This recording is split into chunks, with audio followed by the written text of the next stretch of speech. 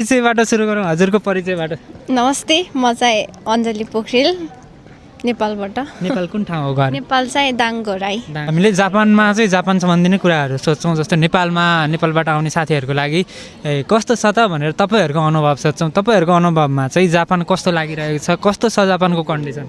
अहिले जापानको कन्डिसन चाहिँ काम पाउन एकदमै गाह्रो छ। म पनि भर्खर नियोङ्गो आएको बेला चाहिँ काम 2-3 महिनासम्म गरेको होइन।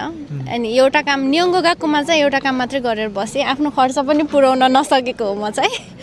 हजुर। अहिले फेरि निहङ्गो गएको पढिसकेपछि सेनमन गएको कुरा हुन्छ होइन, त्यहाँ पाउन गाह्रो भन्ने कन्डिसन छ नि त जापानमा, के छ अहिले? अरू निहङ्गो सकेर सेनमन जान या दाइ गएको जान कस्तो परिस्थिति छ जापानमा? तर चाहिँ नियोङ्गो गएको सकेर चाहिँ दाइ गएको नै गएको राम्रो है।